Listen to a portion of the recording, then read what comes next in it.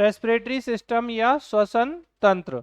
तो देखिए respiratory system की हम बात करें तो सबसे पहले आपको ध्यान रखना है कि पोषक तत्वों के ऑक्सीकरण की वह जैव रासायनिक क्रिया जिसके फलस्वरूप ऊर्जा का उत्पादन होता है। किसकी है? क्यों है नहीं क्या आप लोगों के नोट्स में? अच्छा, तभी मैं सोचू कुछ तो चल रहा है ऐसा। स्केलेटल भी नहीं था? अच्छा, और हिंदी में है, इंग्लिश में नहीं है? ये भी है हिंदी में? सांस भी ले रहे हैं हिंदी वाले, ठीक है। चलो फिर देखते हैं दे देंगे आपको अलग से। रेस्पिरेटरी सिस्टम तो बेटा देखिए पोषक तत्वों के ऑक्सीकरण की वह जैव रासायनिक क्रिया जिसके फलस्वरूप ऊर्जा का उत्पादन होता है, श्वसन कहलाती है। तो the biochemical process of oxidation of nutrients which result in production of energy is called respiration.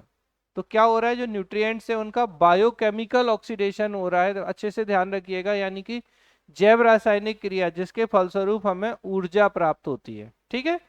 श्वसन एक अपचयी क्रिया है। अब देखो याद आ रहा है अपचयी और उपचयी? उपचय कुछ याद आया क्या था? अपचय मतलब कैटाबॉलिक और उपचय मतलब एनाबॉलिक। तो ये कैसी है, एना या काटा? हाँ, काटा मतलब कैटा। ठीक है। तो जिसके कारण शरीर के भार में कमी आती है। लंग्स की बात करें तो बायां फेफड़ा छोटा मगर अधिक लंबा होता है। बायां फेफड़ा हमारा कैसा होता है, छोटा होता है। ठीक है। लगभग 15 करोड़ वायु कोष्ठक यानी एल्वियोलाई जो है वो पाए जाते हैं। गैसों का आदान प्रदान, फुफ्फुसीय श्वसन। ठीक है। आपको ध्यान रखना है दायां फेफड़ा अधिक बड़ा और चौड़ा होता है लेकिन लंबाई में छोटा होता है। अब आपसे पूछे कि लंग्स कौन सा बड़ा है, देखो अच्छा लॉजिक सोचो कि क्यों है बायां छोटा? हार्ट है यहाँ पे, इसके लिए एक नौच छूटेगी, और इसके पास कुछ नहीं है बेचारे के पास, तो यहाँ वाला बड़ा होगा। लेकिन अब ये यहाँ छोटा हो गया तो बोले हम नीचे खिसक गए, और नीचे खिसक गए तो हम लंबे हो गए। ठीक है। जब हम बड़े हो गए तो बोले हमें लंबे होने की जरूरत नहीं है। समझ में आ रहा है? तो इस तरीके से आपको ध्यान रखना है कि लेफ्ट जो लंग्स है हमारा वो कैसा होता है, छोटा होता है, और राइट लंग जो है वो बड़ा होता है। और लेफ्ट लंग छोटा क्यों होता है? तो due to presence of heart, यहाँ पे हृदय है इसके कारण ये छोटा होता है। ठीक है। और फुफ्फुस आवरण मतलब क्या होती है कि लंग्स के ऊपर जो मेम्ब्रेन होती है, प्लूरा या प्लूरल मेम्ब्रेन जिसे हम कहते हैं, वो होती है। जैसे हृदय के ऊपर हृदय की भित्ति होती है, लंग्स के ऊपर लंग्स की होती है, किडनी के ऊपर किडनी की होती है। उसमें क्या ऐसा लॉजिक है, सेल के ऊपर सेल की थी, सेल मेम्ब्रेन याद है कि नहीं है? तो सब कुछ होती है। स्टेजेस ऑफ रेस्पिरेशन की बात करें तो श्वसन के चरण, एक एक्सटर्नल एक इंटरनल, यानी बाह्य श्वसन और आंतरिक श्वसन। बाह्य श्वसन में क्या होता है बेटा, तो जीव वातावरण, ठीक है, तो जीव है एक, जैसे हम जीव हैं, आप भी जीव हैं, और हमारा एनवायरनमेंट है, इनके बीच क्या हो रहा है, एक्सचेंज ऑफ गैसेस हो रहा है, गैसेस का आदान प्रदान हो रहा है। अब इसमें दो प्रोसेस हो जाएंगी, क्या क्या? एक हम क्या करते हैं, इंस्पिरेशन, सांस ले ली, एक क्या करते हैं, ठीक है, तो एक्सपायरेशन। तो इंस्पायरेशन एक्सपायरेशन बोल दो, या इंस्पिरेशन मतलब वो वैसे चला जाएगा नहीं तो फिर, तो इंस्पायरेशन और एक्सपायरेशन। तो ये जो होते हैं ना, उच्छ्वास और निश्वास, मतलब सांस लेना इंस्पायरेशन, और बाहर निकालना एक्सपायरेशन हो गया। ठीक है। गैसों का विनिमय फेफड़ों में सामान्यतः विसरण विधि यानी डिफ्यूजन प्रोसेस से होता है। कैसे होता है, डिफ्यूजन प्रोसेस से। ठीक है। अब आते हैं इंटरनल, तो इसी को हम क्या कहते हैं, इनहेलेशन भी कह सकते हैं। तो शरीर की कोशिकाओं द्वारा पोषक तत्वों के ऑक्सीकरण की क्रिया किसके द्वारा हो रही है, शरीर की कोशिकाओं द्वारा पोषक तत्वों के ऑक्सीकरण की जो प्रक्रिया है, इसी को हम क्या कह सकते हैं, सेलुलर रेस्पिरेशन, यानी कि कोशिकीय श्वसन भी हम इसे कह सकते हैं। कुछ पॉइंट्स है, ये बहुत बार पूछा गया है। कोशिका का पावर हाउस हम ऑलरेडी आपको बता चुके हैं। तो power house of the cell क्या है, माइटोकॉन्ड्रिया है। ठीक है। श्वसन क्रिया को नियंत्रित किया जाता है, तो कौन कंट्रोल करता है रेस्पिरेशन को, तो बेटा मेड्यूला ऑब्लांगाटा। कौन कंट्रोल करता है, मेड्यूला ऑब्लांगाटा जो है ये कंट्रोल करता है। और ये किसका भाग होता है, तो पश्चिम मस्तिष्क। देखो ब्रेन को हम 3 हिस्सों में डिवाइड करते हैं। क्रेनियम अगर हटा दें तो ब्रेन दिखने लगेगा, ढक्कन खोल दें। ठीक है। तो एक होता है अग्र मस्तिष्क यानी कि फोर ब्रेन। ठीक है, क्या, फोर ब्रेन। एक होता है मध्य मस्तिष्क यानी मिड ब्रेन, और एक होता है, ठीक है, पश्चिम मस्तिष्क यानी कि हाइंड ब्रेन। यही छोटा दिमाग, वो मूवी वाला, समझ रहे हैं ना, नाना पाटेकर की मूवी में वो उसको यहाँ मारता है, यहाँ छोटा दिमाग होता है, यहाँ नहीं मारो।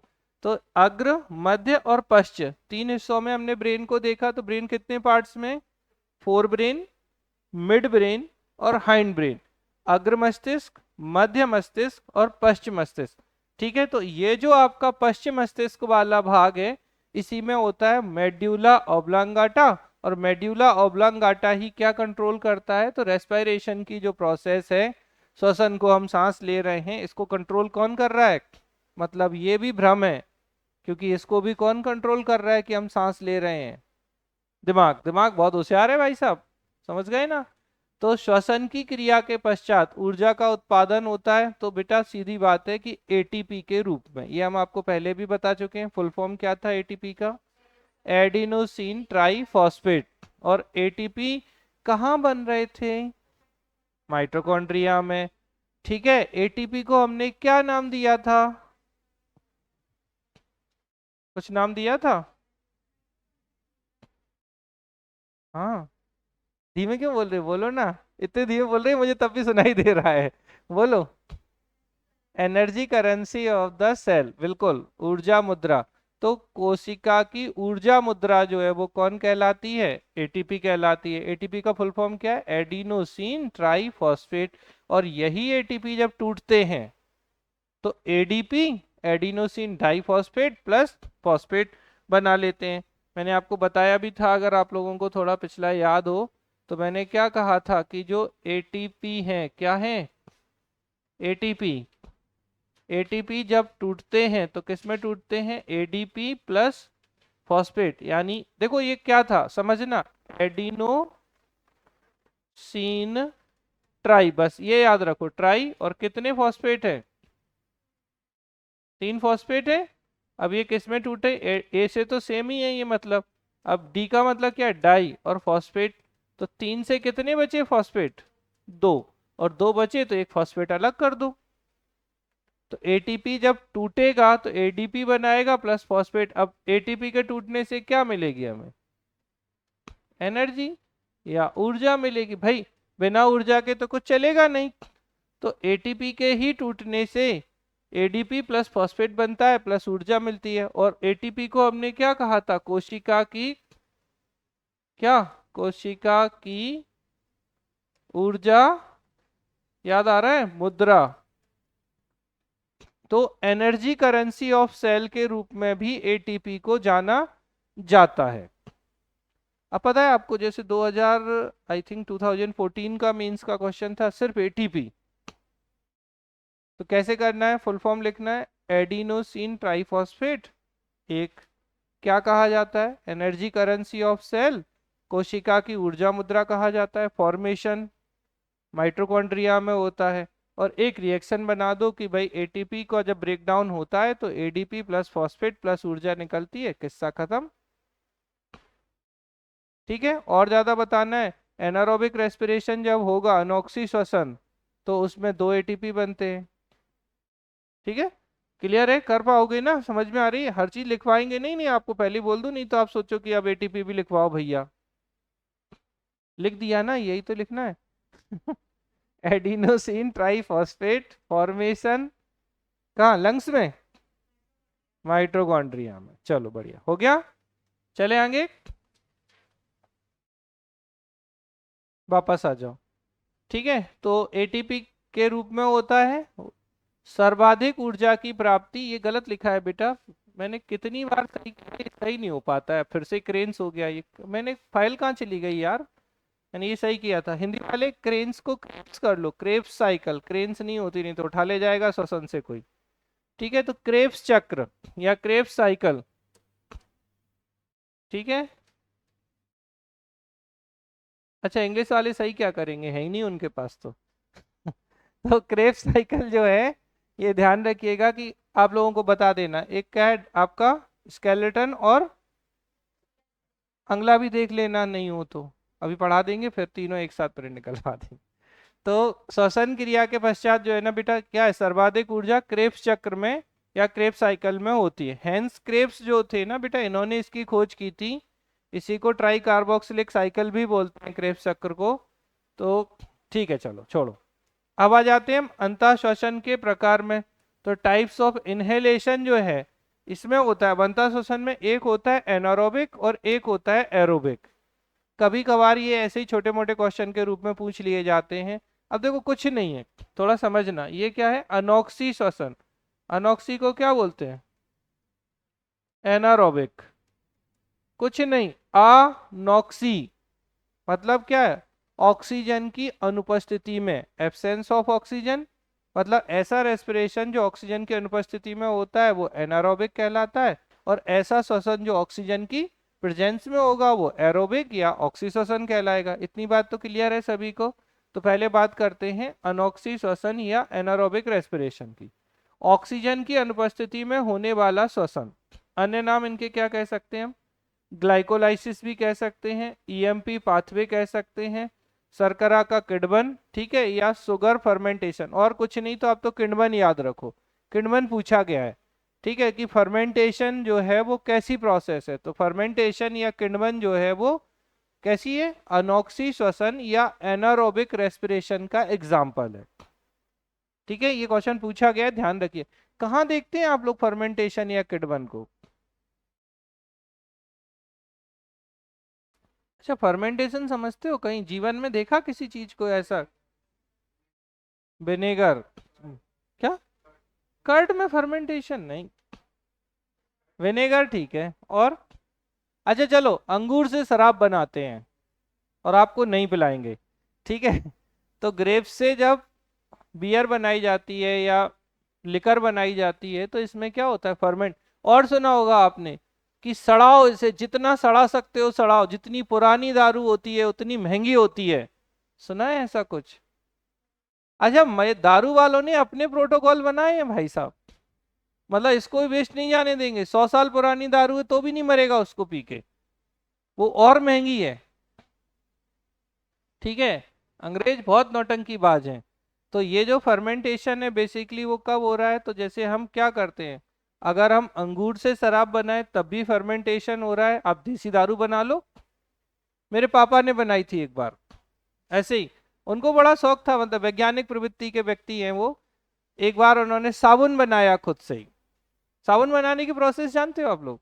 नहीं, लोग क्या किया आपने, एक बार उन्होंने पेरिस्कोप बनाया था, ठीक है। तो क्या होता है, कुछ ही नहीं होता, दारू बनाने में क्या है, महुआ लाओ, महुए को सड़ाओ, सड़ाओ मतलब बस फर्मेंटेशन करो, बन गई दारू, ठीक है। ऐसे अंगूर को सड़ा लो। तो फर्मेंटेशन जो होता है बेसिकली वो कहाँ हो रहा है, तो लिकर जो बन रही है आपकी, शराब जो बन रही है, अल्कोहल का फॉर्मेशन जो हो रहा है उसमें कौन सी प्रोसेस है, ठीक है, समझ में आ रही, किण्वन या फर्मेंटेशन होती है। इसका एक अच्छा एग्जाम्पल है। और ये कैसी हो रही है, ऑक्सीजन की एब्सेंस में हो रही है, अनुपस्थिति में हो रही है, ठीक है। खोजकर्ता कौन थे, तो एम्बेडेन, मेयरहॉफ और पार्सन, इन्होंने एरोबिक रेस्पिरेशन को खोजा था, ठीक है। और इसकी साइट ऑफ एक्शन की बात करें तो कहाँ होती है, ये साइटोप्लाज्म में, कोशिका द्रव में होती है, ठीक। देखो सिंपल सी चीज, पहली चीज तो ये समझो, इनहेलेशन है ना उसका टाइप है ऑक्सीश्वसन, मतलब कोशिका के अंदर ही होगा। अब कोशिका के अंदर क्या है, कोशिका द्रव है, साइटोप्लाज्म में। तो एनारोबिक रेस्पिरेशन की साइट कहाँ है, साइटोप्लाज्म या कोशिका द्रव में होती है। और इसके लिए रेस्पिरेटरी सब्सटेंस क्या, तो भैया हमें तो चाहिए ग्लूकोज था, सब कुछ हम किस में कन्वर्ट कर रहे थे, ग्लूकोज में। तो यहाँ पे ग्लूकोज जो है वो, ठीक है, रेस्पिरेटरी सब्सटेंस होगा। अब जैसे फलों में एथिल अल्कोहल, जंतुओं में लैक्टिक अम्ल, ये सब कैसी प्रोसेस है। अब देखो अच्छा और आसानी से समझाएं, जिम वाला लड़का कहाँ गया, नहीं आया आज, एक्सरसाइज की, एक्सरसाइज की, एक्सरसाइज की, सारी ऑक्सीजन खत्म हो जाती है एक समय के बाद आपके जीवन में। जैसी ऑक्सीजन कम होती है तो क्या होगा, एनारोबिक रेस्पिरेशन शुरू होता है, अनॉक्सी श्वसन शुरू होगा। तो हमारा लैक्टोज किस में कन्वर्ट हो गया, लैक्टिक एसिड में। समझ में आई, तो वो लैक्टिक एसिड का बनना कैसी श्वसन है, एनारोबिक, अनॉक्सी श्वसन। समझ में आ रहा है ना, ठीक है। तो फलों में, फलों से जैसे एथिल अल्कोहल बन जाती है, 4 एटीपी का निर्माण होता है बेटा, लेकिन 2 एटीपी यूज या नष्ट हो जाते हैं, तो बचते कितने हैं? तो अगर आपसे ये क्वेश्चन, जैसे यहाँ तो नहीं, नीट ईट में खूब पूछते हैं कि एनारोबिक रेस्पिरेशन में कितने एटीपी फॉर्म होते हैं, तो 2। अच्छा, इसी को थोड़ा उल्टा पूछ लें, किडवन में कितने?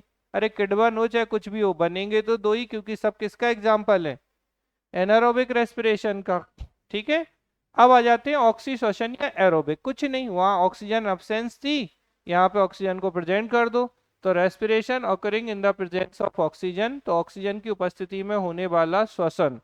अब देखो, क्रेब चक्र जो है ना, हेंस क्रेब्स का है। किसका है ये? Hence Krebs. तो हेंस क्रेब जो है, क्रेब साइकिल जो होती है बेटा, तो प्लेस ऑफ एक्शन या प्लेस ऑफ साइट क्या है? तो प्रोकैरियोटिक कोशिका में कोशिका कला पर, यानी क्या हो गया, सेल मेम्ब्रेन की बात कर रहे हैं, और यूकैरियोटिक कोशिका में माइटोकॉन्ड्रिया में। और ज्यादा अगर आप देखो समझना, आप अब आपसे पूछने वाले हैं हम क्वेश्चन, प्रोकैरियोटिक सेल में रेस्पिरेशन हो रहा था, डिफरेंस पढ़ाया था हमने प्रोकैरियोटिक यूकैरियोटिक का। तो प्रोकैरियोटिक सेल में कहाँ हो रहा था रेस्पिरेशन? थाइलेकॉइड्स में कैसे हो सकता? प्लाज्मा मेम्ब्रेन, याद आ रहा है प्लाज्मा मेम्ब्रेन? लिए हो नोट्स? लिए हो? खोल के देखो, अरे देखो याद आएगा। तो क्या होता है ना, कुछ चीजें फिक्स करनी है, फिक्स नहीं करोगे तो इंटरकनेक्ट नहीं होगा। बॉडी तो एक ही है ना जो सिर्फ ओढ़ रही है अपना। यूकैरियोटिक प्रोकैरियोटिक में अंतर देखो, और प्रोकैरियोटिक में हमने अच्छे से पढ़ा है, प्लाज्मा मेम्ब्रेन में होता है, याद है? और यूकैरियोटिक में कहाँ बताया था? माइटोकॉन्ड्रिया। वही तो बता रहे हैं, कौन सी नई बात बता रहे हैं? ठीक है, अब प्लाज्मा मेम्ब्रेन का दूसरा नाम क्या था? Cell membrane. तो कोशिका के ऊपर जो मेम्ब्रेन थी वो सेल मेम्ब्रेन है, उसी को हम कहते हैं प्लाज्मा मेम्ब्रेन। उसी को हमने कह दिया कोशिका की कला। अरे कला कुछ नहीं, वही मेम्ब्रेन को ही कला बोलते हैं। तो समझ में आ रही है आपकी? तो प्रोकैरियोट अच्छे से ध्यान रखना है। तो cell membrane, membrane of prokaryotic, तो कौन सी मेम्ब्रेन है? सेल मेम्ब्रेन या प्लाज्मा मेम्ब्रेन में होगा। और जबकि यूकैरियोटिक कोशिका में ऑक्सीश्वसन कहाँ होगा? माइटोकॉन्ड्रिया में होगा, तो माइटोकॉन्ड्रिया में हो जाएगा। अब यहाँ पर जो सब्सटेंस बनेगा, रेस्पिरेटरी सब्सटेंस जो बनेगा, वो पायरुविक एसिड बनेगा।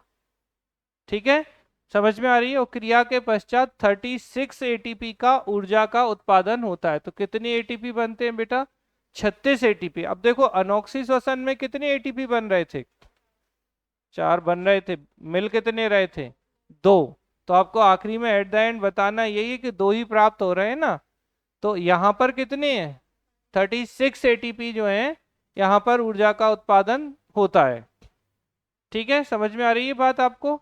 इसके बाद आप देखिए जैसे श्वसन, तो श्वसन कैसी है? अब आप पढ़ चुके हैं ये सब, बताइए जल्दी से। कैटाबॉलिक प्रोसेस है भाई। जब कोई चीज बड़ी की छोटी में टूटेगी तो क्या करेगी? भार में कमी करेगी। ठीक, अब हमारे रेस्पिरेटरी सब्सटेंस होते क्या है? कौन से होंगे श्वसनीय पदार्थ?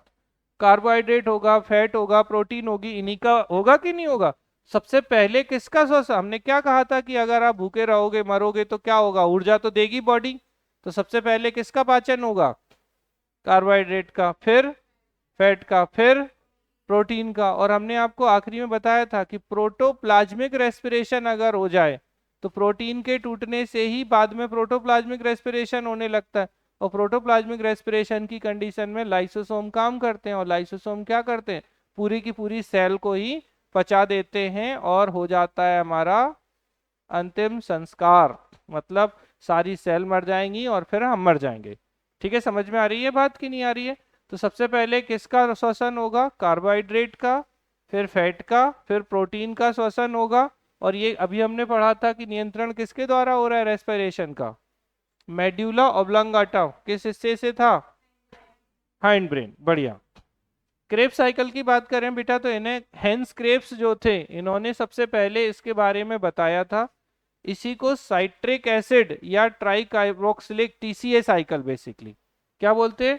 Try carboxylic cycle. अब मुझे याद नहीं है एग्जैक्टली किस पीएससी ने पूछा था, उन्होंने एक बार पूछा है टीसीए साइकिल।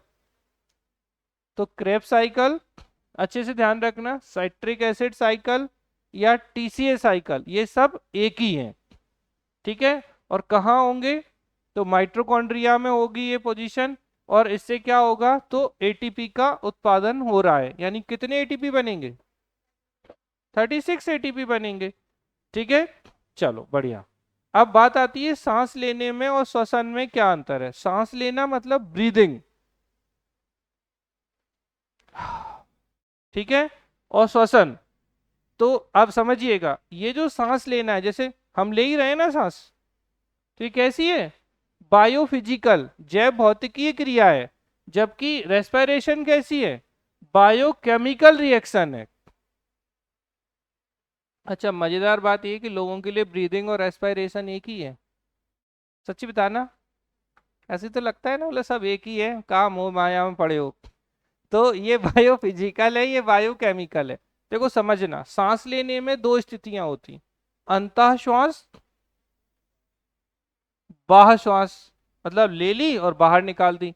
जबकि यहां देखोगे रेस्पिरेशन में, तो इसमें मुख्य चरण क्या है, ग्लाइकोलिसिस, क्रेब्स साइकिल और इलेक्ट्रॉन ट्रांसपोर्ट सिस्टम, ईटीएस। समझ में आ रही है। ये कैसी है सांस लेना, ऐच्छिक और अनैच्छिक दोनों तरीके की है। ले तो हम अपनी इच्छा से लेते हैं, छोड़ नहीं है, हमसे पूछ के छोड़ते हैं क्या, फट जाओगे बलून बन के अगर लेते ही रहोगे तो छोड़ते हैं ना। आप देखो, आप चाहे कुछ भी कर लो, आप लोगे तो छोड़ोगे ही। ठीक है, समझ में आ रहा है ना। तो कैसी है, वॉलेंट्री और इनवॉलेंट्री दोनों है, मतलब ऐच्छिक भी है और अनैच्छिक भी है। ये कैसी होती है, अनैच्छिक ही है ये आपकी। ऊर्जा उत्पादन के अभाव, ऊर्जा के उत्पादन का अभाव है। सांस लेने में कौन सी ऊर्जा बन रही कि छोड़ने में, यहाँ पे क्या है, रेस्पिरेशन में क्या हो रहा था, क्रेब्स साइकिल है, क्रेब्स साइकिल है तो 36 एटीपी बनेंगे, यानी कि ऊर्जा का उत्पादन होगा। तो ब्रीदिंग और रेस्पिरेशन है बेटा, ये बायोफिजिकल प्रोसेस है, ये बायोकेमिकल एक्शन है। टू फेजेज है, इनहेलेशन, एक्सहेलेशन। यहाँ पर main stage glycolysis, Krebs cycle and electron transport system है। ये वॉलेंट्री और नॉन वॉलेंट्री दोनों होती है। ये आपकी इनवॉलेंट्री होती है, लैक ऑफ एनर्जी प्रोडक्शन है, यहाँ पे एनर्जी प्रोडक्शन होता है। समझ में आ रही है बात आपको कि नहीं आ रही है। तो ये था आपका कौन सा सिस्टम, रेस्पिरेटरी सिस्टम या श्वसन तंत्र। अच्छा, कुछ नहीं हो, आप इतना भी याद रख लोगे तो भी आपसे क्वेश्चन बन जाएगा। अब एक जो क्वेश्चन मैंने कहा किस पे आता है, ऑक्सी श्वसन, अनऑक्सी श्वसन, एरोबिक और एनारोबिक। ठीक है, एनारोबिक यानी कि ऑक्सीजन की एब्सेंस में, यानी फर्मेंटेशन करा दो।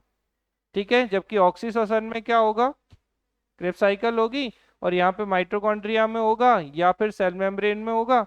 ठीक है, तो आपको ये ध्यान रखना है। और यहाँ पे इंपॉर्टेंट चीज क्या है, वहां 2 एटीपी बन रहे थे एनॉक्सी श्वसन में, यहाँ 36 एटीपी जो है वो मिलेंगे। ठीक, तो ये हो गया हमारा पहला सिस्टम। अब आ जाते हैं हम सर्कुलेटरी सिस्टम या परिसंचरण तंत्र पर। पहले तो मुझे ये बताओ कि सर्कुलेशन का मतलब क्या होता है,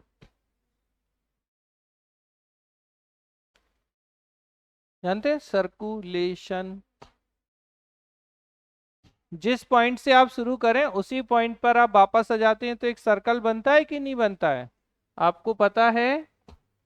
जैसे अगर हम बात करें, जैसे हम ये कहें, लो यहाँ से शुरू किया, मैं यहीं वापस आ जाऊं, बन नहीं रहा, अच्छा आप समझ लो यहीं से शुरू किया था। ठीक है, गोला बना लेना जीवन का, फिर घूमे, एक सर्कल, दूसरा सर्कल, तीसरा सर्कल।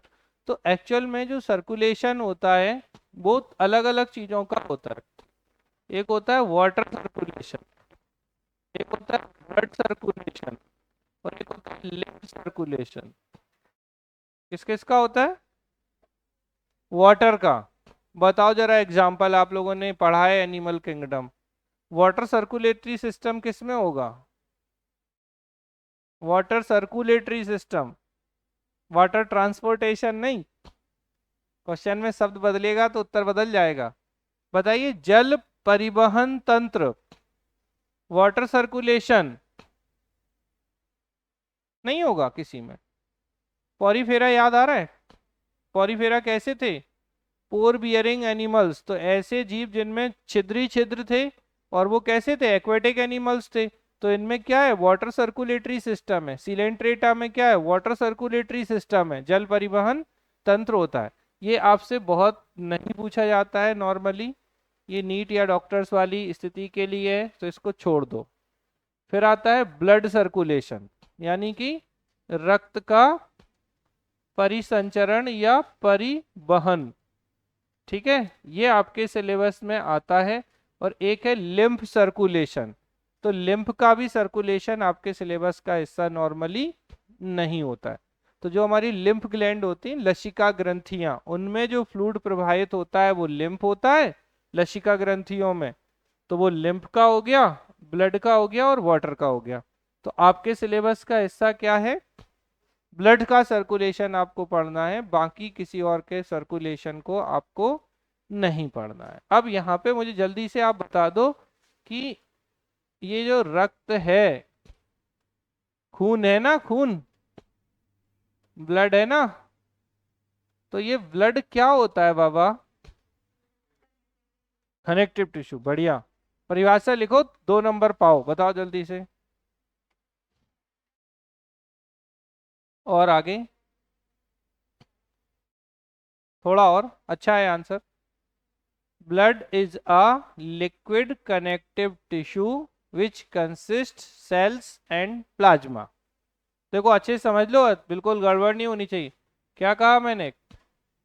रक्त एक तरल संयोजी ऊतक है जिसमें कोशिकाएं तथा प्लाज्मा होता है। किन किन से मिलकर बनता है? तो ब्लड किन से मिलकर बन रहा है? एक सेल्स और एक प्लाज्मा। तो बेटा अगर सेल को और प्लाज्मा को ऐड कर दो तो हमारा क्या बन जाता है? ब्लड बन जाता है। और सेल जो है वो 3 तरीके की होती हैं, बताओ जल्दी से। RBC, WBC, platelet.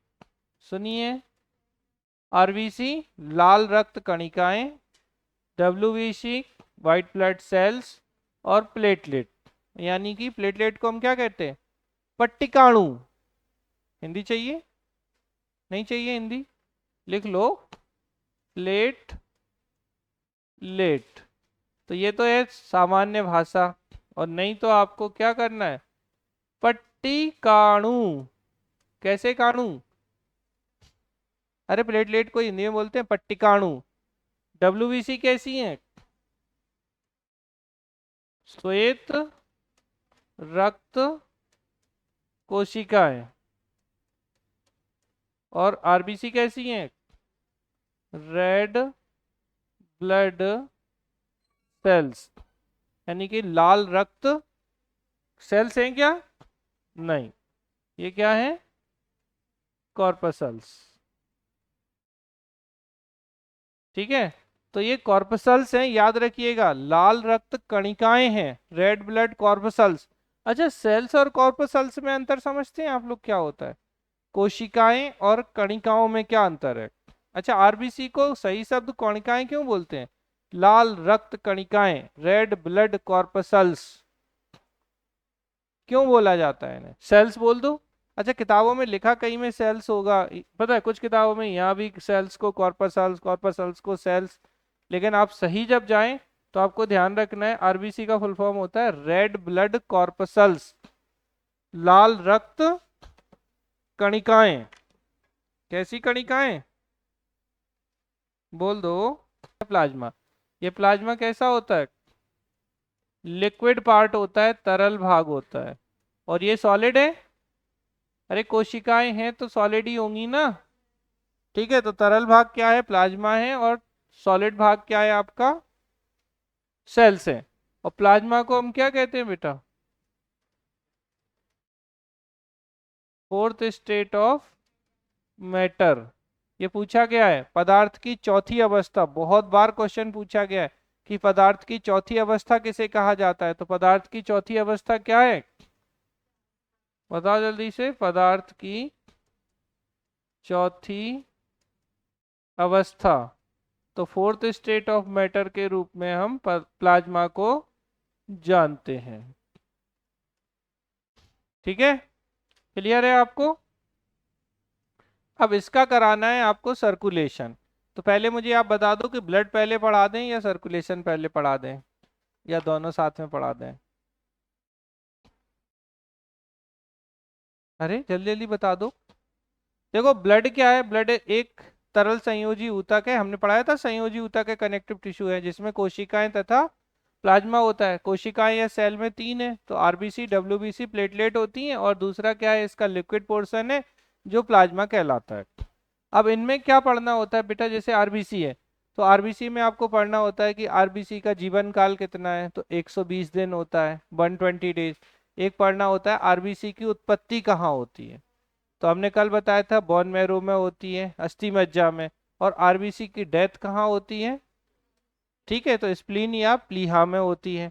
फिर दूसरी तरफ आते हैं हम, आरबीसी को ही हम एक और नाम देते हैं एरिथ्रोसाइट। तो आरबीसी का याद है, हमने आपको बताया था। तो ये जो एरिथ्रोसाइट है क्या है, एरिथ्रोसाइट। देखो एरिथ्रो मतलब रेड और साइट मतलब सेल, तो कैसी को सेल है ये, लाल होती हैं, तो एरिथ्रोसाइट भी कहलाती हैं ये। ठीक है, ग्रेवयार्ड ऑफ आरबीसी क्या है, स्प्लीन कहलाती है। ठीक है, फिर आ जाते हैं डब्ल्यूबीसी। तो डब्ल्यूबीसी का निर्माण कहाँ होगा, अगेन बोन मैरो में। ठीक है, डब्ल्यूबीसी का जो जीवन काल होता है वो 3 to 5 डेज होता है नॉर्मली। वो प्लेटलेट का भी लगभग इतना ही माना जाता है, 3 to 5 डेज के आसपास। ठीक है, और सबका निर्माण बोन मैरो में ही होता है। ठीक है, समझ में आ रही है। फिर डब्ल्यूबीसी दो तरीके की होती है, एक होती है ग्रेनुलोसाइट और एक होती है एग्रेनुलोसाइट। अब नहीं दिया होगा आपकी कॉपी में, क्या अभी भी दिया है, अच्छा दिया है, तब तक पढ़ाएंगे हम जब तक नहीं दिया हो उसमें। एक होती है ग्रेनुलोसाइट और एक होती है एग्रेनुलोसाइट।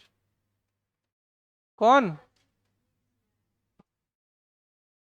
डब्ल्यूबीसी दो तरीके की होती है, ग्रेनुलोसाइट मतलब कणिका युक्त, आ गई कणिका, और एग्रेनुलोसाइट मतलब कणिका विहीन। ठीक है, तो डब्ल्यूबीसी कितने प्रकार की हैं, दो प्रकार की। अब बताओ कणिका युक्त कौन सी और कणिका विहीन कौन सी। पहले तो डब्ल्यूबीसी कौन सी होती है, ये बेईमानिनी होती हैं। कैसी होती हैं, बेईमानी नहीं, यहाँ देखो लिख रहे हो आप लोग, सुन नहीं रहे हो, याद कर लो बाकी तो लिख ही लोगे। ये कैसी हैं, डब्ल्यूबीसी जो है ना बेईमानिनी है। बेसोफिल, इयोसिनोफिल, मोनोसाइट, लिम्फोसाइट और न्यूट्रोफिल। क्या क्रम है इनका, अगर आप देखोगे ना संख्या, मिनिमम नंबर्स और मैक्सिमम नंबर्स, तो पूछे सबसे कम कौन सी डब्ल्यूबीसी है, बेसोफिल।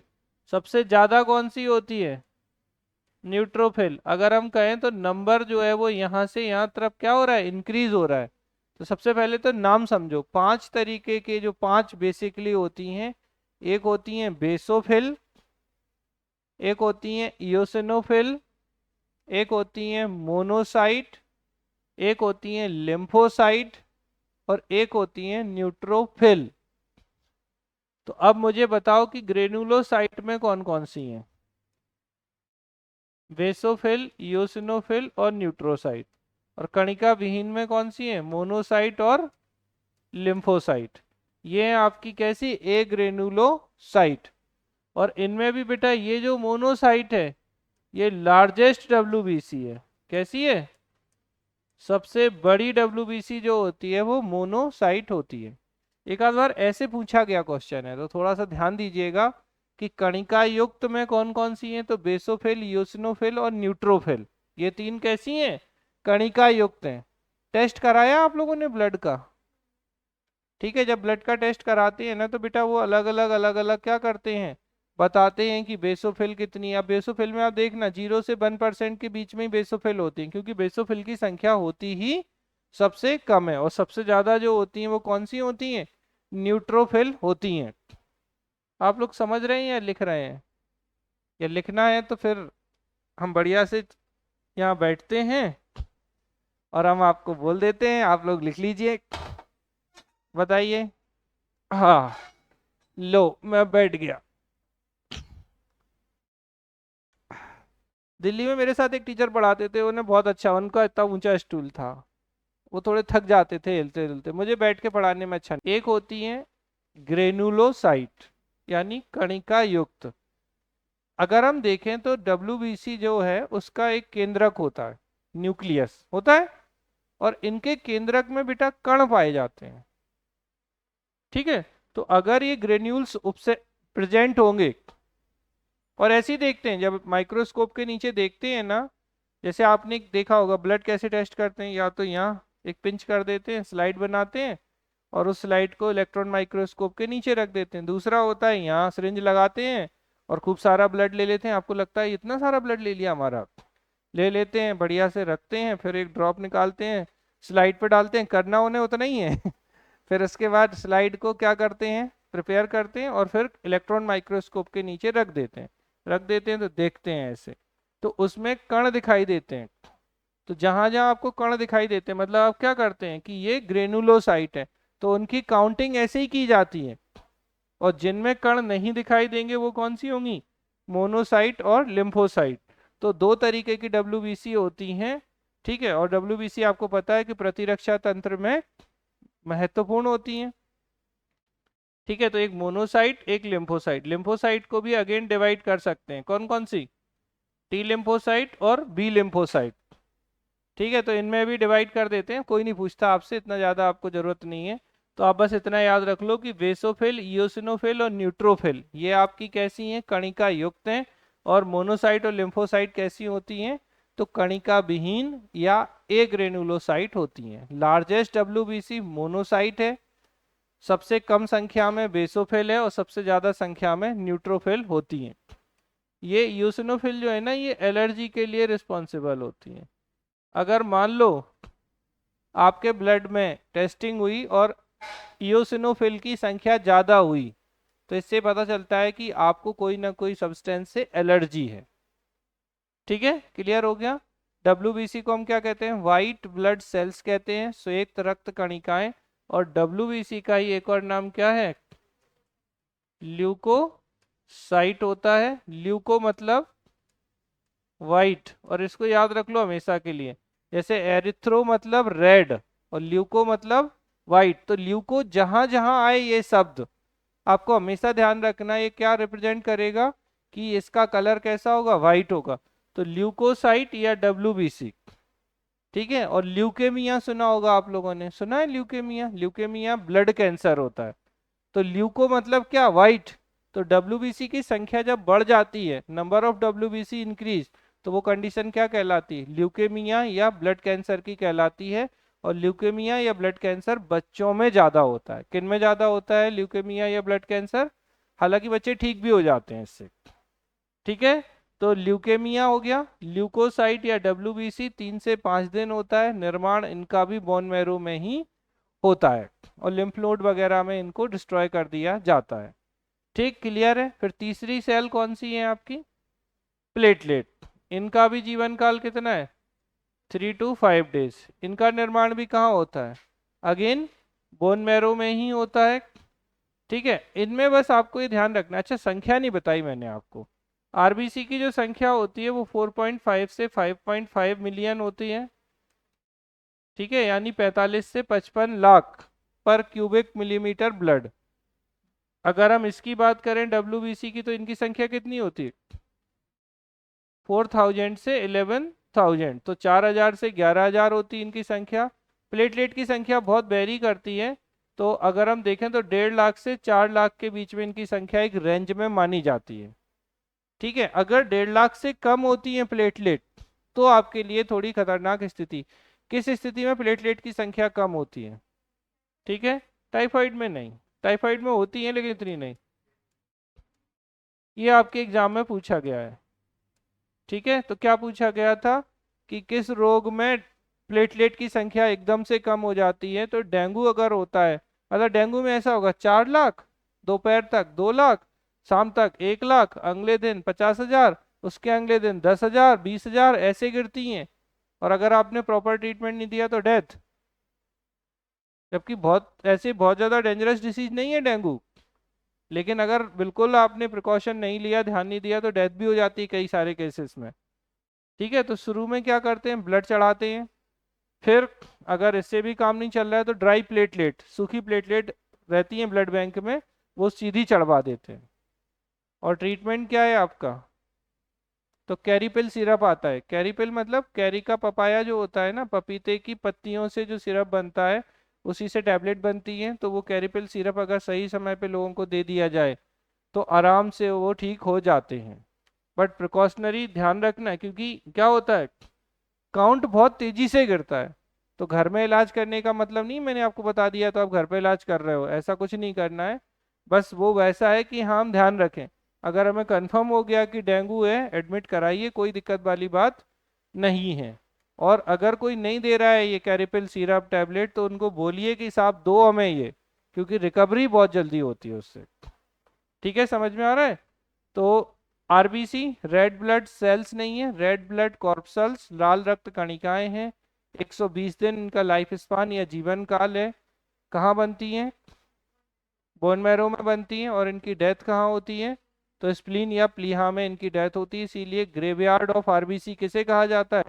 आरबीसी के ग्रेवयार्ड, आरबीसी का कब्रिस्तान कौन सा है? स्प्लीन होता है। फिर डब्ल्यूबीसी, तो वाइट ब्लड सेल्स हैं ये।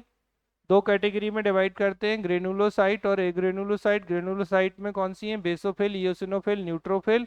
और एग्रेनुलोसाइट यानी कणिका विहीन, तो इनमें लिम्फोसाइट और मोनोसाइट होती हैं। क्रम की बात करें तो सबसे कम बेसोफिल और सबसे ज्यादा न्यूट्रोफिल होती है, और सबसे बड़ी डब्ल्यूबीसी मोनोसाइट होती है।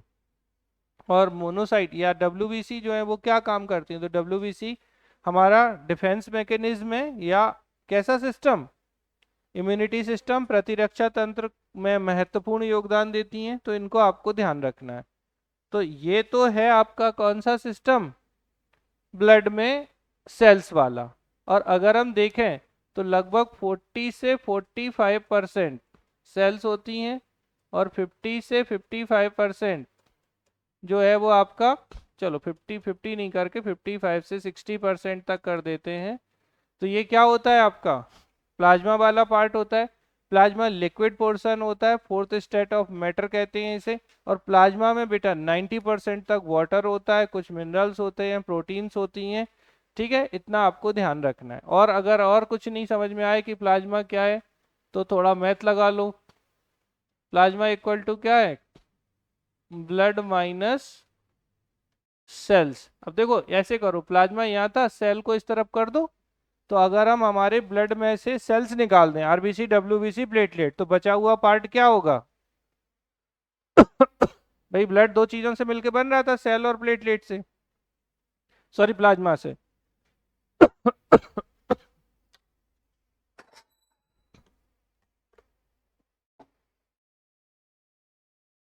अब बना लो।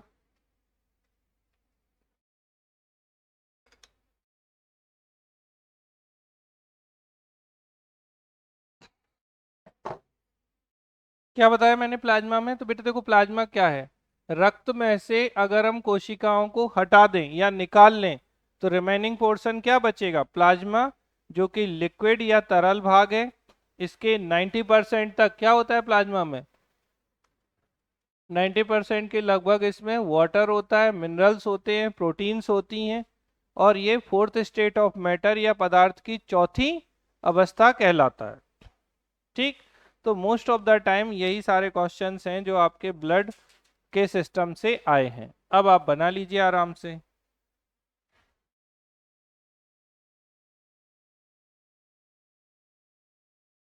अमित वीडियो पॉज कर देना थोड़ा सा।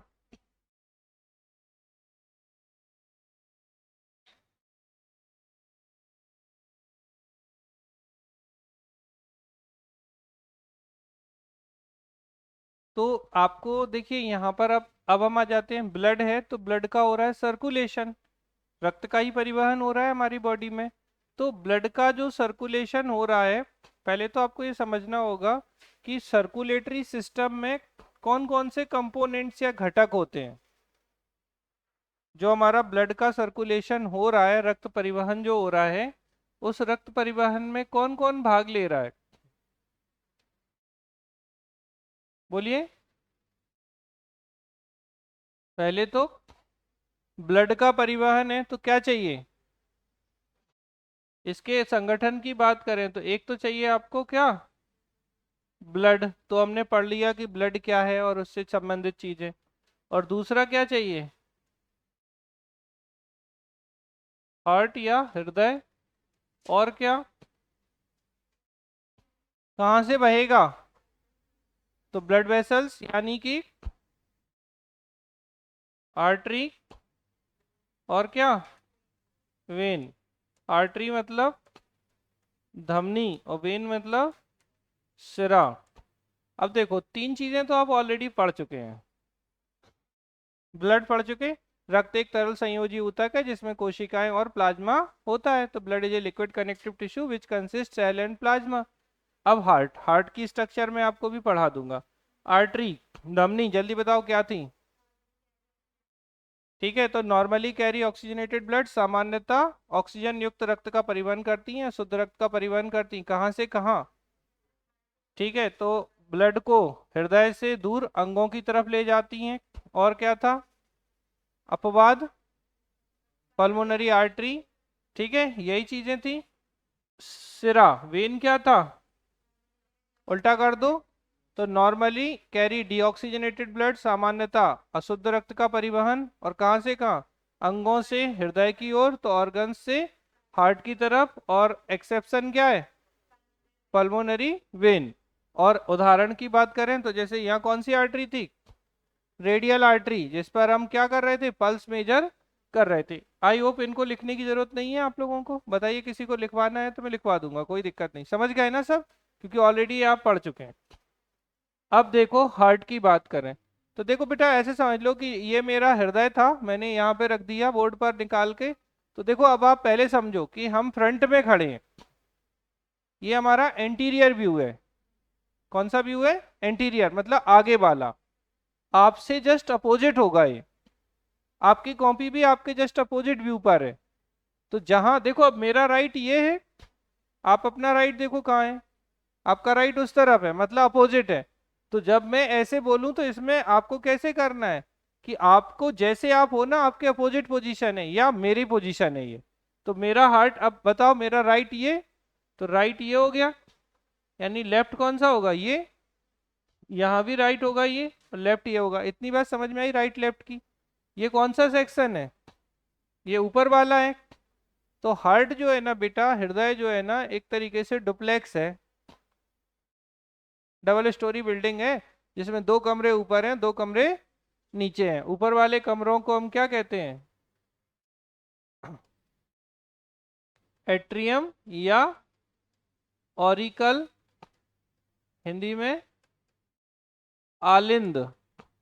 ठीक है, तो ऊपर वाले कैसे हैं, आलिंद हैं, और नीचे कुछ नहीं, तो नीचे निलय, हिंदी में सरल है ये, और निलय को हम क्या बोलते हैं, वेंट्रिकल। ठीक है, तो नीचे हो गए दो निलय। अब अगर आपसे बोलें यहाँ कौन सा होगा, आर मतलब राइट और वी मतलब वेंट्रिकल, यहाँ कौन सा होगा, एल वी यानी लेफ्ट वेंट्रिकल। यहाँ क्या होगा, राइट एट्रियम, और यहाँ लेफ्ट एट्रियम, ऊपर वाले एट्रियम है ना। इतनी बात समझ में आई। तो दायां आलिंद बायां आलिंद, दायां निलय बायां निलय, right atrium left atrium, right ventricle और लेफ्ट वेंट्रिकल। क्लियर है ये बात, राइट लेफ्ट कुछ नहीं बताया आपको हमने अभी। यहाँ होता है बेटा एक ऐसे नोड, कैसे नोड, एस ए नोड, जिसे हम क्या कहते हैं, साइनो ऑरिकुलर नोड। तो साइनो ऑरिकुलर नोड जो है बेटा, ऐसे नोड से ही हमारी हृदय की धड़कन शुरू होती है, उत्पन्न होती है। ठीक है, तो यहाँ से ऐसे नोड से यहाँ जाती है, ये यहाँ से यहाँ आ जाती है, और यहाँ से यहाँ, और इसके बाद जो हमारी हार्ट की बॉल है उनमें चली जाती है। हमें जो हार्ट बीट सुनाई दे रही है, पूछा जाता है कि कहाँ से उत्पन्न होती है हृदय की धड़कन, तो heart beat start from S A node, sino auricular node. और ऐसे नोड जो है ना वो कहाँ सिचुएटेड है, ये भी पूछा गया है। तो ये कौन सा हिस्सा है हृदय का, राइट एट्रियम, यानी कौन सा हिस्सा, बोलो, दाया आलिंद। तो ऐसे नोड कहाँ है, दाया आलिंद में, ये ऐसे नोड। और बेटा इसी ऐसे नोड को एक और नाम देते हैं पेस मेकर। जब ये ऐसे नोड खराब हो जाता है तो आर्टिफिशियल पेसमेकर, सुना होगा आप लोगों ने, किसी के हृदय में दिक्कत हो रही है, पेसमेकर लगा दिया, तो यही क्या करते हैं, लिथियम आयन की बैटरी लगा देते हैं। अब भाई करंट चाहिए, डायरेक्ट आपके ऐसे नोड बेचारा नहीं काम कर रहा है, तो बैटरी से करंट ले लो। ठीक है, पहले बैटरी बाहर रख देते थे, पता है आपको। जैसे पहले क्या होता था कि ऐसे नोड खराब हो गया, पहले शुरू शुरू में सर्जरी करके बैटरी बाहर लगा दी। अब मान लो कोई सिंघम स्टाइल हो, सलमान खान बन जाए, बटन खोल के शर्ट फेंक दे, पता चले बैटरी गायब, किस्सा खत्म। फिर वैज्ञानिक समझे कि यार ये गड़बड़ वाली बात है। अच्छा मजेदार बात ये है, कोई गुस्से में बैटरी खींच के भाग जाए तुम्हारी, उसके बाद किस्सा खत्म वही। अच्छा मजेदार आपका ये कि आप 2-4 मिनट भी नहीं टिकोगे, एट ए टाइम डेथ है। तो फिर वैज्ञानिकों ने कहा नहीं भैया बैटरी संभाल के, तो अंदर रख देते हैं। अब बैटरी की एक टाइम होता है, लाइफ साइकिल होती है कि भाई 5 साल चलेगा आपका पेसमेकर। तो वैज्ञानिक बहुत होशियार, बोले 4 साल में ही बदलवा लेना, रिपेयरिंग में मान लो कुछ गड़बड़ हो रही हो, क्योंकि वो तो जैसे बंद वैसे किस्सा खत्म। समझ गए ना। तो ये ऐसे नोड होता है। ये हृदय का कौन सा हिस्सा है, बायां, और है क्या, आलिंद। तो ये हो गया बायां आलिंद या लेफ्ट एट्रियम। ठीक है, क्लियर है आपको बात। अब बस कुछ नहीं, यहाँ पर बेटा क्या होते हैं, बाल्ब होते हैं। तो बस ये पूछ लिए जाते हैं। अब देखो लेफ्ट साइड ये है, तो पूछते हैं लेफ्ट साइड में कौन से वॉल्व होते हैं। देखो बायां, बाईकस्पिड, तो ऐसे याद रखो, बाई कौन से, बाई कस्पिड। तो बाई कस्पिड कहाँ है, लेफ्ट साइड में, यानी बायां से बाई, बाई कस्पिड। और यहाँ कौन सा था, राइट, यानी राइट को, राइट की हमेशा ट्राई करो, सही के लिए ट्राई करते हैं ना। तो ट्राई कस्पिड कहाँ है, देखो कनेक्ट करने का ही खेल है सारा। तो ट्राई कस्पिड बाल्ब, ट्राई कस्पिड बाल्ब जो है वो दाईं तरफ है, और बाई कस्पिड जो है वो बाईं तरफ है। बस इतनी सी स्ट्रक्चर है। अगर आपसे कभी ऐसा पूछ ले कि हृदय का डायग्राम बनाइए या उसकी संरचना को समझाइए, तो आप बता पाएंगे। एक डबल स्टोरी बिल्डिंग बनानी है आपको, डुप्लेक्स बनाना है, ऊपर 2 एट्रियम बना देना, नीचे 2 वेंट्रिकल बना देना, एक ऐसे नोड बना देना, बाईकस्पिड ट्राइकस्पिड बाल बना देना, लिख देना right atrium, right ventricle, left atrium, left ventricle, ये सब लिख दिया। और थोड़ा पढ़ना चाहो तो देखो, अब इन दोनों के बीच में ये क्या है, एक बॉल है। ठीक है, तो अगर हम इन दोनों को देखें तो ये क्या है, अरे ये एट्रियम है, ये एट्रियम है, और दोनों के बीच में अगर कोई होता है तो क्या बोलते हैं, इंटर। तो क्या हो गया, इंटर एट्रियल सेप्टम। क्या कहलाता है ये, दोनों के बीच मतलब इंटर, और किन के बीच है, एट्रियम के, तो इंटर एट्रियल सेप्टम, याद हो जाएगा। अगर आपसे पूछे यहाँ क्या होगा फिर ये, अब दोनों क्या है, वेंट्रिकल, और दोनों के बीच में क्या बोलते हैं, इंटर। तो ये क्या हो जाएगा, इंटर वेंट्रिकुलर, और क्या बोलते हैं, सेप्टम। सेप्टम मतलब बेसिकली बेटा कपाट ही होते हैं ये। ठीक है, तो inter ventricular septum, inter atrial septum. अब देखो एट्रियम और वेंट्रिकल के बीच में भी ये भी है, ये भी है कि नहीं है, इसे क्या बोलोगे, एट्रियो वेंट्रिकुलर सेप्टम। अरे इतना याद नहीं करना है, ये तो वैसे बस पढ़ने की समझदारी की चीजें हैं। आपको लग रहा होगा इतनी अंग्रेजी सिखा दी हमें। क्या है ये, एट्रियो, एट्रियो वेंट्रिकुलर सेप्टम। तो यहाँ भी कौन सा होगा, एट्रियम और वेंट्रिकल के बीच में, तो एट्रियो वेंट्रिकुलर सेप्टम। बहुत हैवी हो गया, नहीं हुआ, क्या बताया, डुप्लेक्स घर है, ऊपर वाले 2 कमरे हैं, ऊपर वाले कमरों को हम आलिंद कहते हैं, नीचे वाले कमरों को हम निलय कहते हैं। नीचे निलय है, ऊपर आलिंद है, ऊपर आराम है, ऐसा समझ लो। और दायां आलिंद जो है उसमें ऐसे नोड है, कैसे नोड, ऐसे नोड है, ऐसे नोड को ही हम पेसमेकर कहते हैं। अब दायां आलिंद और बाएं आलिंद के बीच में क्या है, तो इंटर एट्रियल सेप्टम। और दाएं निलय और बाएं निलय के बीच में क्या है, इंटर वेंट्रिकुलर सेप्टम। अब नाम ही अंग्रेजी में रखे गए हैं, अब इनका हम करें क्या? अगर आप मतलब देखो याद नहीं करना है, समझना है तो बहुत आसान है। और इनके बीच में तो एट्रियो वेंट्रिकुलर सेप्टम, इतना आता कभी नहीं है। अब तो बस बाइकस्पेड और ट्राइकस्पेड और ऐसे नोड याद कर लो, बस आपके लिए बहुत है। ठीक है। अब आपसे पूछे कि बॉडी में ब्लड कहाँ से जाता होगा, सबसे बड़ा और थिक पोर्शन कौन सा होता है हार्ट का? तो होता है लेफ्ट वेंट्रिकल। तो बाई निलाई से यहीं से बेटा क्या होता है, बॉडी में ब्लड जाता है। कहाँ जाता है? बॉडी में। सब जगह गया। अब यहां से कौन ले जाएगा लेफ्ट वेंट्रिकल से बॉडी में ब्लड? होगी तो आर्टरी। तो अब चूंकि यहाँ पानी की सप्लाई ज्यादा है, खून की सप्लाई ज्यादा है, तो आर्टरी की जगह होता है एओर्टा। क्या होता है? एओर्टा, मतलब बड़ी वाली आर्टरी को हम एओर्टा बोलते हैं। तो यहाँ से एओर्टा निकलेगा और ये छोटे छोटे भागों में बटेगा, पूरे शरीर के जो भी ऑर्गन्स है उन्हें ब्लड देगा। फिर क्या होता है, अब ब्लड ऑर्गन्स से वापस लाना है, तो कौन लाएगा? वेन्स। अब वहां ब्लड ज्यादा है, तो पहले कौन? तो छोटी छोटी वेन्स जो है वो ब्लड लाके किस में डाल देंगी? वेना कावा में। ठीक है, वेना कावा यानी महाशिरा। और वेना कावा से ब्लड कहाँ आएगा? आपके आएगा राइट एट्रियम में। और राइट एट्रियम से ब्लड कहाँ जाएगा?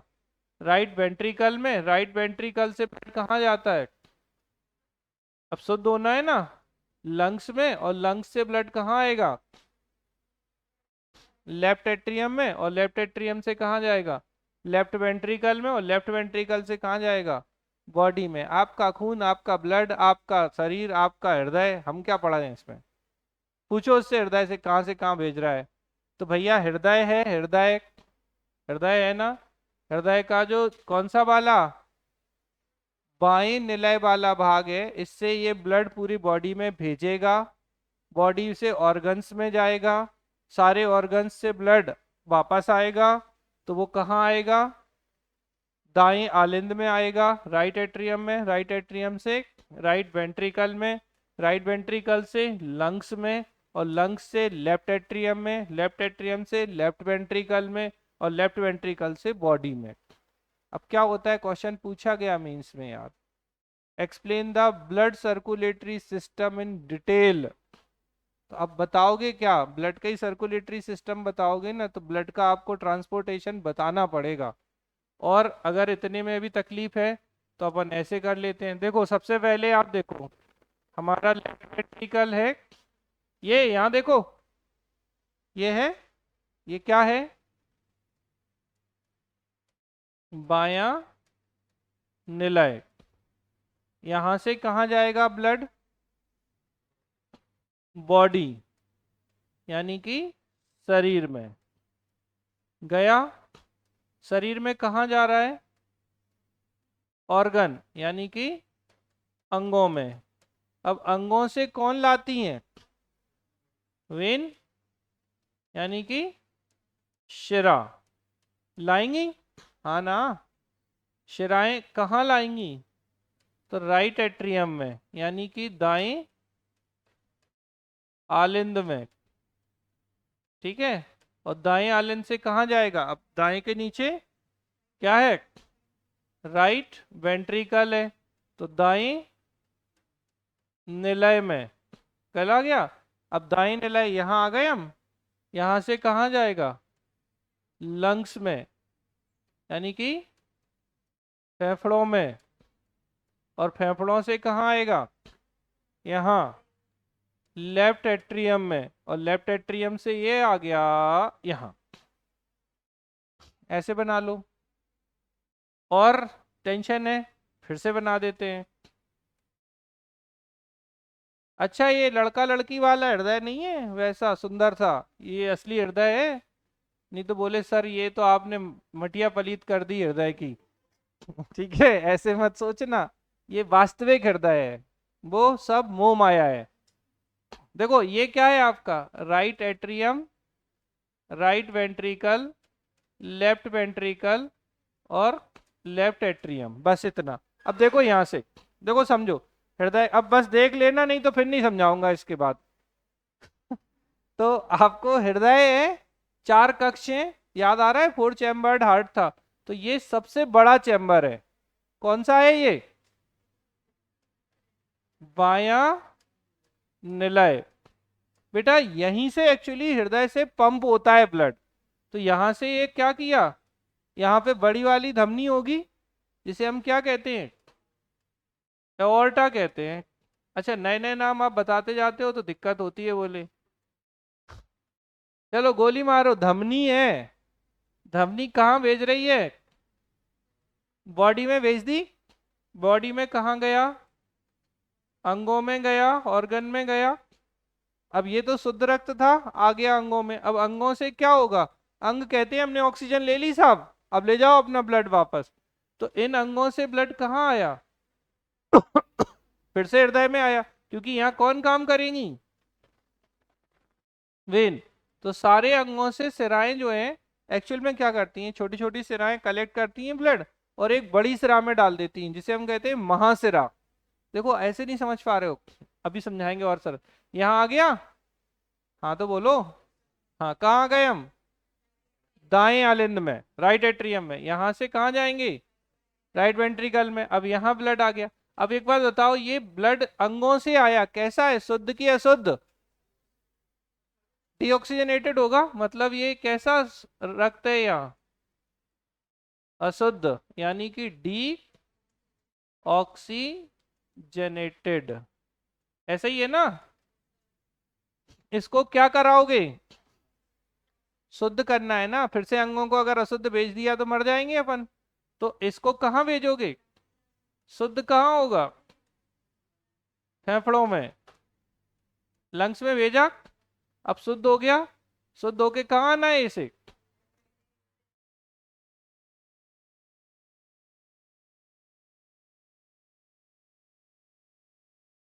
हो गया? अब बताओ क्या समस्या है। अब देखो मुद्दा क्या है, जैसे छोटी छोटी वेन्स से ब्लड को कलेक्ट किया था। अब देखो ऐसे समझा, आप लोगों ने देखी है नर्मदा पाइपलाइन है ना? आपके घर में आई है कनेक्शन? नहीं आया। कोलार डैम का आया?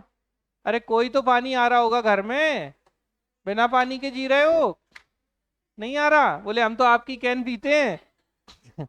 उसी से जीते हैं। अरे बोलो ना, कोई सप्लाई है घर में कि नहीं? अरे भैया जहां भी रह रहे हो, हॉस्टल में भी रह रहे हो, सप्लाई आई कि नहीं? बोले बोरिंग है साहब, नहीं आ रहा नर्मदा और कोलार का। तो उनसे नहीं बोलेंगे, बोरिंग वालों का नहीं है कॉलम। तो आपको ये ध्यान रखना है, एक मिनट।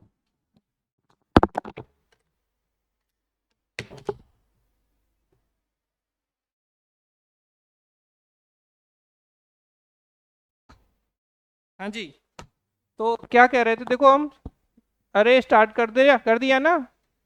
हाँ जी। तो सीधी सी बात है, हृदय है। हृदय का जो बायां निलय वाला भाग है, यहाँ से पूरी बॉडी को ब्लड सप्लाई होता है। अब जैसे मैंने कहा नर्मदा पाइपलाइन है, अगर आपने देखी होगी, या कोलार पाइपलाइन है, इतनी मोटी होती है। अगर घर में दे दो इसी से सीधा कनेक्शन, क्या होगा? बाढ़ आ जाएगी।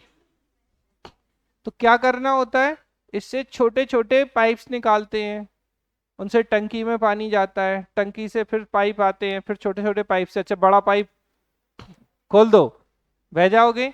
ऐसे ही अब फट जाएंगे ना, तो क्या होता है, पहले बड़ी वाली धमनी होती है, क्योंकि प्रेशर ज्यादा है ना, फिर उनसे छोटी छोटी धमनियां निकलती हैं, और उन छोटी छोटी धमनियों से सप्लाई होगी किस में? ऑर्गन्स में।